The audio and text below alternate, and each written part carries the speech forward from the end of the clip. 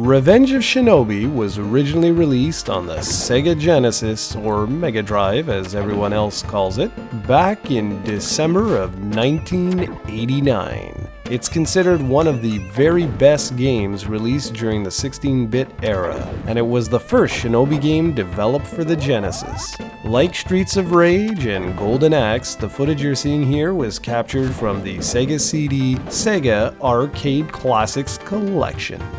I'm not sure if I've made my point yet, but if you own a Sega CD, you really need to get your hands on this wonderful collection, as all of the included games are absolutely awesome.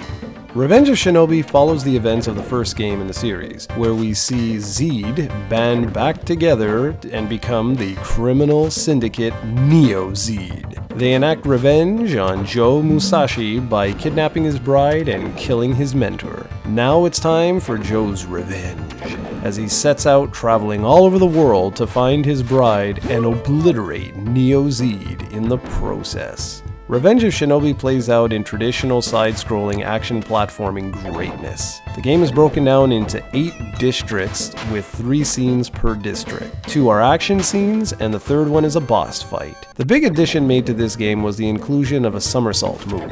Joe could not only reach new heights with this move, but he could also use it as an offensive attack by throwing 8 shurikens while performing the somersault. Some of the stages also feature multiple planes, and the only way to switch back and forth was to use this particular move, so it was integral to the gameplay. Joe also has a basic shuriken attack, a sword attack, and various ninjutsu techniques. These techniques include a protective shield that, well, protects him until he's hit, I think it's 4 or 5 times, a powerful flame attack, and a jump enhancing technique. There's also a really unique suicide technique that damages all enemies on the screen, but also replenishes all of Joe's health and ninjutsu upon resurrection. Now this is useful when you're fighting a large amount of enemies and let's say you're almost about to die. Well, instead of restarting the whole level, you just essentially kill yourself and you'll restart right there. Outside of that, you know the drill. Destroy absolutely everyone in your path with extreme prejudice. As you play through the various stages, you'll find a wide assortment of goodies from hidden crates that'll include, extra lives, health, ninjutsu power-ups, and shurikens. There are several difficulty levels which change not only the damage Joe takes from enemies, but also how many enemies he has to face at any given time. After not having played the game for quite a few years, let me tell you, I was having a hard time just playing this on the easiest settings, so imagine how challenging it can get once you increase the difficulty. Before wrapping up the review, there's one interesting aspect of this game that deserves brief mentioning. There are actually many different versions of the game out there, ranging from version 1.0 to 1.04, and each changes some of the enemy character designs. You see, in the original version, there were enemies that resemble characters such as Batman, Spider-Man, Godzilla, Rambo, and the Terminator. As each new version was released, one or more characters was slowly altered to, well, something else. If you're curious, this Sega CD version is actually based on version 1.02.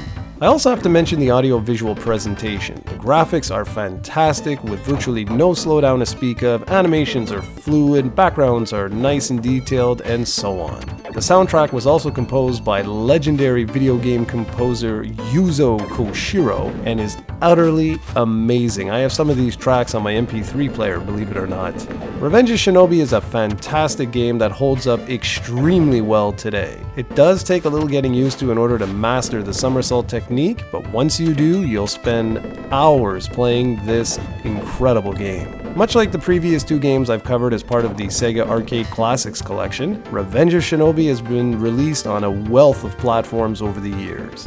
If you enjoy 2D action games, you owe it to yourself to play this one. It's a classic for a reason.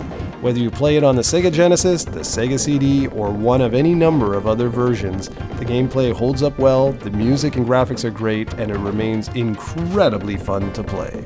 Go check out Revenge of Shinobi.